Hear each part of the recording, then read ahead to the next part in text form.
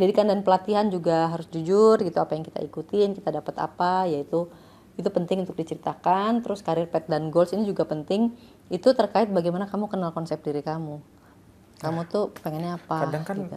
ini juga ya Mbak, untuk apalagi kalau misalkan fresh grade, pertanyaannya career path, itu kayak lu seseorang yang belum punya banyak skill dan knowledge terkait bidang tersebut, udah ditanyain career path. Kadang kalau misalkan terlalu percaya diri, khawatir dianggap overconfidence. Itu apa ambisius gitu ya? Atau terlalu ambisius. Itu gimana? Kalau fresh graduate sih, kalau aku sarannya adalah selalu normatif mengatakan saya bukan nggak ada ambisi, tapi untuk saat ini atau beberapa tahun ke depan yang saya kejar adalah menggali ilmu. Gitu ya. Gitu. Jadi bukan saya 5 tahun karir saya harus jadi manajer. Boleh loh, punya keinginan tuh boleh, kita harus punya. Tapi pada saat interviewer awal gitu ya ketemu, jadi sampaikan aja saya punya keinginan, tapi saya 2 atau 3 tahun awal nih fokus konsentrasi saya adalah belajar, fokus konsentrasi itu mencari ilmu, saya ingin mengumpulkan sertifikat ini. Itu lebih keruan dibanding saya harus jadi manajer di tahun kesekian. Saya harus jadi partner atau direksi di tahun kesekian. Saya 3 tahun ini harus jadi supervisor lah gitu. Nah itu kalau bisa dihindarin. Kalau emang dia push terus ya selalu bilang ya jabatan itu akan mengikuti kemampuan saya. Dan kalau saya memang mampu, saya kepengennya sih gitu. Jadi normatif gitu, bijaksana gitu ceritanya. Bijaksana bijaksini. Normatif tapi yang berisi lah ya. Ada isinya. Gitu. Terus yang juga paling banyak tuh apa sih yang kamu cari dalam karir kamu gitu. Sebutkan 3 hal penting yang kamu cari dalam karir kamu. Ya kalau untuk fresh graduate saya sih selalu bilang nomor 1 pasti ilmu lah. Ilmu dan pengalaman tuh harus diletakkan nomor 1. Nomor 2 ya kamu ya silakan apa tuh yang penting buat kamu. Uang dulu kah? Kalau uang juga masih masuk akal karena ya saya bertahun-tahun dihidupi orang tua, paling nggak saya independen secara finansial deh. Itu jawaban jujur tapi realistis gitu. Ya terserah kalau di situ kalau bagi kamu lingkungan kerja yang oke itu penting atau kamu jabatan itu penting, kamu tinggal pilih yang jujur dengan sesuai kebutuhan kamu gitu. Ya. Nah terus soal keterampilan, kemampuan, skill. Nah ini paling banyak nih orang skill. Nulisnya di kan pakai bar-bar gitu kadang-kadang ya. Di dalam CV-nya ya. Di dalam CV-nya ya. Wah excellent, ternyata nggak bisa apa-apa. Itu ada gitu kan. Terus hobi juga tuh kadang-kadang suka dijebak di CV-nya sendiri. Padahal dia nggak hobi tapi itu dia ketika mungkin jadi apa ya, bumerang kalau ketika pas interview ya. Iya bumerang. Jadi letakkan informasi-informasi yang memang pengen dieksplor di sisi itu gitu. Itu menjadi penguat yang kita memang yakin dengan jawaban-jawabannya nanti ketika ditanya ya. Kalau harus aksesoris, ya aksesoris yang memang mendukung. Jangan aksesoris yang memberatkan. Contoh tadi biar kelihatan keren, bilang hobi baca buku padahal tidak pernah dibaca. Itu nggak ada nilai plusnya tapi bisa menjadi jebakan. Gitu. Terus ekspektasi gaji juga itu salah satu yang biasa jadi sumber eksplorasi lebih. Mungkin itu bisa kita bahas lagi nanti di sesi yang lain tuh terkait dengan negosiasi gaji. Kita harus kayak apa sih sebenarnya di negosiasi gaji gitu. Dan kita tuh kalau minta gaji tuh gimana sih, itu nanti mungkin dibahas tersendiri gitu. Jadi hal-hal pertanyaan-pertanyaan yang basic itu tadi ada. Sama nanti biasanya ada ini, apa sih yang hal penting bagi kamu dalam atau 5 tahun ke depan kamu mau apa sih? Nah itu suka ada tuh pertanyaan-pertanyaan seperti itu gitu. Dan ya ada pertanyaan-pertanyaan kasuistik juga ya setelah pertanyaan umum tadi ya, itu terkait dengan berbasis pengalaman yang dihadapin, interviewer pengen tahu, kemudian mungkin ada dikasih studi kasus kalau kamu menghadapi ini, situasi seperti ini apa yang akan kamu lakukan, dan itu gimana? Ada masukan nggak Mbak? Jadi untuk gini, menjawab pertanyaan-pertanyaan yang kasuistik tadi ya. Yang opini kamu gimana sih kalau kamu ketemu dengan atasan yang kayak gini, kalau perusahaannya gini. Nomor 1 adalah kita harus proses berpikir dulu sebelum menjawab pertanyaan, terutama pertanyaan yang sifatnya memiliki potensi jawaban panjang. Yang opini. Nah kalau opini itu menurut saya supaya nggak muter-muter, memang biasakan menggunakan metode STAR itu loh. STAR. Situation, task, action, sama result. Supaya gini. Situation, task, action, sama result. Itu STAR method. STAR supaya nggak kemana-mana gitu. Jadi STAR itu dimulai dengan. Asal jangan STAR syndrome, nanti dia melebih-lebihkan lagi, Mbak. Dia pengen artis gitu ya, pengen artis, seleb gitu. Nah kalau STAR yang dimulai dengan situation, jadi menceritakan, misalnya tanya opini, atau misalnya gini, pengalaman, paling sering pengalaman kamu pernah nggak berhadapan dengan atasan yang galak misalnya gitu. Dia kan nggak mungkin cuma jawab pernah, selesai, enggak, tapi kan gimana ngadepinnya, dia harus cerita, kan naratif gitu. Nah dia kalau pendekatan STAR biar nggak kemana-mana dan ngebawa-bawa emosi yang nggak penting, dia menceritakan situasi yang standar. Iya, saat itu kan saya di posisi organisasi ini, saya jadi ini, atasan saya itu posisinya ini, gitu. Itu situasinya. Kemudian kamu tuh punya tugas apa saat itu, tapi benturannya apa? Nah, terus kamu melakukan apa? Resultnya bagaimana? Nah, kadang-kadang orang banyak nyeritain emosi yang sebenarnya bukan part of STAR tadi. STAR itu berfokusnya situasinya kayak gimana saat itu, masalahnya apa, tugas kamu tuh apa, action kamu saat itu yang kamu lakukan apa, dan resultnya gimana. Nggak perlu sampai nyata, iya kan atasan saya itu kan gini Bu ya, dia itu orangnya emosional karena emang datang dari keluarga gitu. Itu kan orang nggak perlu tahu. Itu bukan hal situasi yang terkait sama kamu. Jangan gitu. Terlalu personal ya. Yes, gitu. Nah kadang-kadang juga banyak masalah adalah orang-orang terlalu personal dengan hal-hal yang nggak perlu dibahas. Gitu. Itu menjadi apa ya, salah satu kadang-kadang test case itu sebenarnya kalau kondisi begini opini kamu gimana, kalau kamu pernah nggak ngalamin ini terus kamu gimana, itu kan test case ya, itu tuh sebenarnya untuk membaca pola pikir kamu dan bagaimana kamu cara proses kematangan diri kamu menyikapi masalah-masalah itu. Biasanya pancingan itu adalah sesuatu yang memang sebenarnya akan kita hadapin. Contoh, gimana kamu Pak Arif kalau kamu menghadapi atasan yang demanding secara waktu?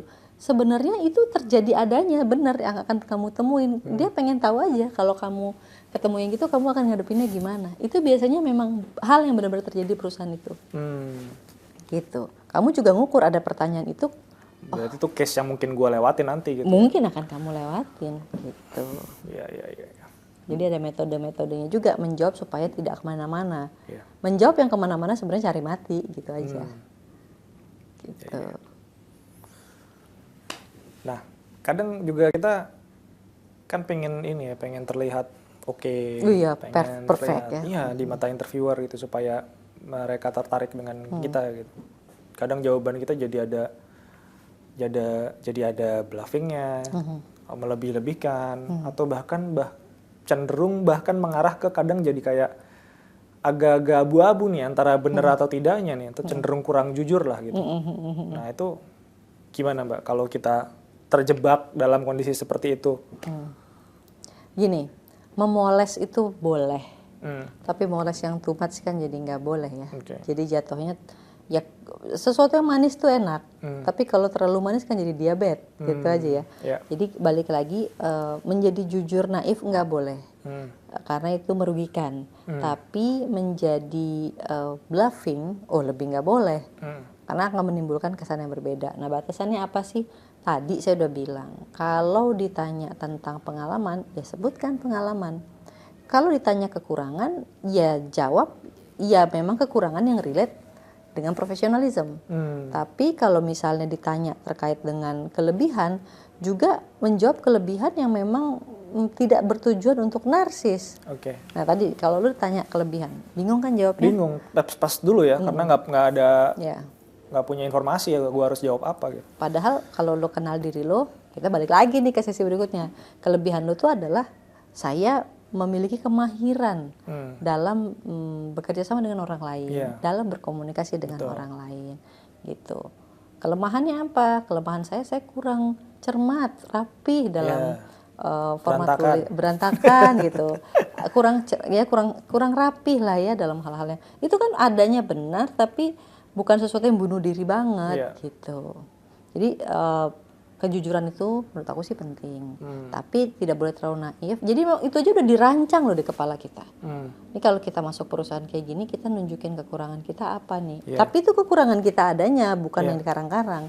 Apa yang diangkat, kelebihannya apa yang kira-kira diperlukan sama mereka. Dan mungkin kalau ngomongin kekurangan juga jangan terlalu menjatuhkan diri kita juga kan. Itu. Jadi ngelebih-lebihin nggak boleh, terlalu merendah. Menjatuhkan nggak boleh. Saya kan jujur gitu. Nggak boleh. Nggak boleh gitu-gitu amat lah. Gitu-gitu amat juga. Gitu. Kemudian terkait dengan ini juga ya, tadi udah ya, supaya nggak muter-muter tadi udah ada star gitu. Kemudian kadang kan untuk hal-hal lain yang teknis praktikal itu, yang praktikal maksudnya proses interview sebagai sebuah praktek yang biasanya dilalui oleh setiap orang. Itu kan kadang ini juga ya Mbak, kayak kita punya keterbatasan jam terbang. Nah itu untuk mengatasi gimana? Apakah gua harus cari siapa untuk latihan interview atau gimana gitu? Sebenarnya gini, yang paling saya sih selalu bilang yang paling penting adalah menambah isi kepala kita terkait berbagai informasi ya yang terkait. Itu akan penting banget. Yang kedua adalah kita tuh harus banyak belajar melihat apa sih pertanyaan-pertanyaan paling sering muncul. Yang paling efektif sebenarnya banyak melatih diskusi. Karena gini, interview itu kadang kita udah ada semua kok di kepala kita jawabannya. Cuman karena kita minim kebiasaan untuk berinteraksi sama orang, itu membuat pada saat sesi interview itu membuat kita kayak kaget. Harus berinteraksi langsung dengan orang. Bahkan saking kagetnya itu membuat emosi kita terpancing. Karena kami nih pernah interview di MUC kandidat dan mungkin orangnya nggak biasa bergaul sama orang lain atau berdiskusi sama orang lain, sampai di satu titik mungkin dia saking deg-degannya, stresnya, ada satu pertanyaan yang sebenarnya tidak menjurus kemana-mana, tapi dia jatuh dan dia menangis. Gitu. Padahal dia kita terbawa emosinya. Terbawa emosi. Bukan kita yang bikin emosi, tapi karena ketegangan dia yang udah over di kepalanya. Jadi pecahnya di situ gitu. Dan itu kan nggak pas banget. Ada sekitar 2 kalian lah kita interview orang, dan orang 2-3 kali ya orangnya menangis di meja interview. Kita bingung, wah kita mesti apa ya gitu. Itu jelas nggak dipilih sih.